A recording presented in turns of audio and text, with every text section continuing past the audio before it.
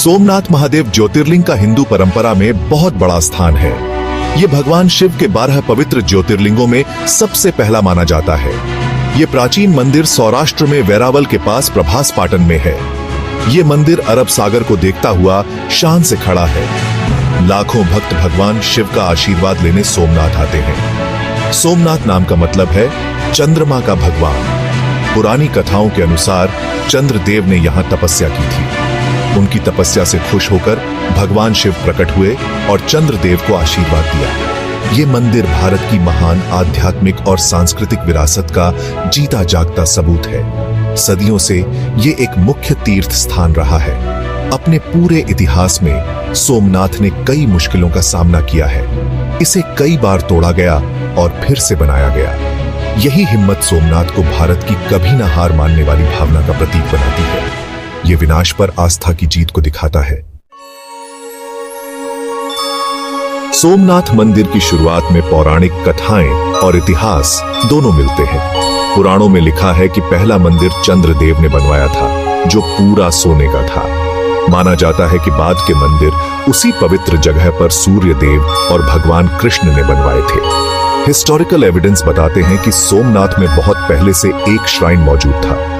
इस जगह का जिक्र महाभारत और कई पुराणों जैसे पवित्र ग्रंथों में मिलता है। सोमनाथ के पास 3 पवित्र नदियों हिरन, कपिला और सरस्वती का संगम इसकी पवित्रता को और बढ़ाता है। दूसरा मंदिर जिसका हिस्टोरिकल रिकॉर्ड है वो वल्लभी के यादव राजाओं ने करीब 649 CE में बनवाया था। ये मंदिर अपनी शान और अमीरी के लिए मशहूर था। अपने धार्मिक महत्व के अलावा पुराना सोमनाथ एक फलता फूलता पोर्ट शहर भी था। इसकी स्ट्रेटेजिक लोकेशन की वजह से समुद्री व्यापार में आसानी होती थी, जिससे इस इलाके में बहुत दौलत आई। मंदिर को भी व्यापार और भक्तों से बेशुमार दौलत मिलती थी। सोमनाथ एक आध्यात्मिक केंद्र और एक चहल पहल वाला कमर्शियल हब बन गया। सोमनाथ मंदिर की जबरदस्त शोहरत और दौलत ने इसे हमलावरों का निशाना बना दिया। मंदिर समुद्र के किनारे होने की वजह से समुद्री हमलों के लिए आसान टारगेट था। सबसे बदनाम हमला 1026 CE में महमूद गजनवी ने किया था। उसकी सेना ने मंदिर को लूटा और उसका सारा खजाना छीन लिया। मुख्य मूर्ति को टुकड़े टुकड़े कर दिया गया, जिससे भारतीय लोगों की यादों पर एक गहरा जख्म लगा। महमूद गजनवी का रेड आखिरी नहीं था। अगली सदियों में अलाउद्दीन खिलजी, मुजफ्फर शाह आए और औरंगजेब ने भी मंदिर को और नुकसान पहुंचाया। इन लगातार हमलों के बावजूद सोमनाथ की आत्मा जिंदा रही। हर बार जब मंदिर तोड़ा गया तो वहां के राजाओं और भक्तों ने उसे फिर से बनाया। ये टूटने और फिर बनने का सिलसिला लोगों की अटूट आस्था और हिम्मत को दिखाता था। मंदिर जुल्म के खिलाफ लड़ाई का प्रतीक बन गया। ये उस इलाके की कभी न मिटने वाली सांस्कृतिक और धार्मिक पहचान को दिखाता था। सोमनाथ को उसकी पुरानी शान लौटाने का इरादा कभी कम नहीं हुआ।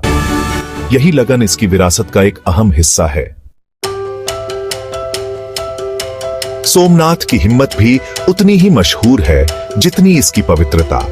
महमूद गजनवी के रेड के फौरन बाद राजा भीमदेव आए और राजा भोज ने मंदिर को फिर से बनवाना शुरू किया।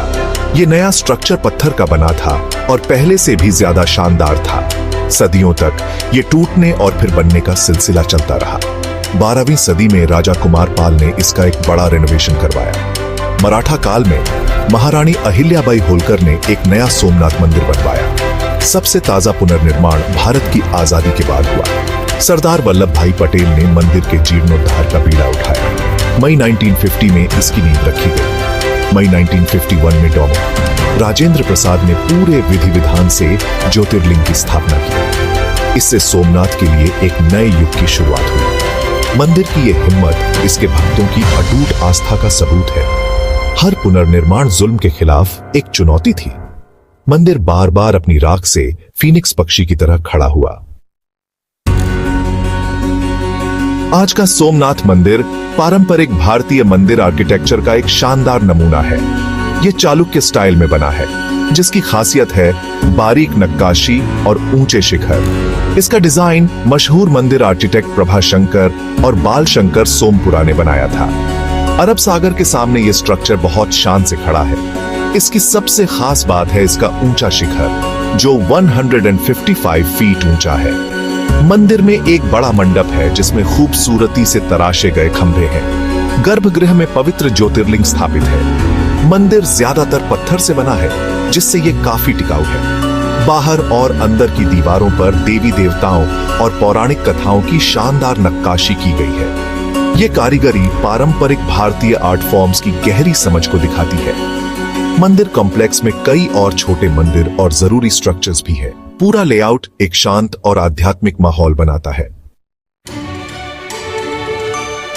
12 ज्योतिर्लिंगों में पहला होने की वजह से सोमनाथ का धार्मिक महत्व सबसे अनोखा है।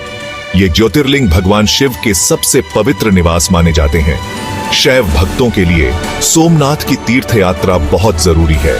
माना जाता है कि सोमनाथ में पूजा करने से पापों से मुक्ति मिलती है और पुण्य मिलता है। मंदिर साल भर ही नौ धार्मिक गतिविधियों का केंद्र रहता है। रोजाना की पूजा और खास त्योहार, खासकर महाशिवरात्रि, बड़े जोश और श्रद्धा से मनाए जाते हैं। सोमनाथ ने सनातन धर्म को बचाने और बढ़ाने में एक अहम भूमिका निभाई है। ये आध्यात्मिक ज्ञान और धार्मिक सभाओं का केंद्र रहा है। मंदिर की हमेशा मौजूदगी ने इसके महत्व को और पक्का किया है। सोमनाथ के आसपास का इलाका पुराणों की कई अहम घटनाओं से जुड़ा है। पास में ही भालका तीर्थ है। माना जाता है कि यहीं भगवान कृष्ण ने अपना शरीर त्यागा था। ये सब बातें सोमनाथ के आध्यात्मिक आकर्षण को और बढ़ाती हैं। 2025 तक सोमनाथ मंदिर अपनी पूरी शान में खड़ा है और इसका रखरखाव बहुत अच्छे से किया जाता है। श्री सोमनाथ ट्रस्ट इसके एडमिनिस्ट्रेशन और रखरखाव के लिए जिम्मेदार है।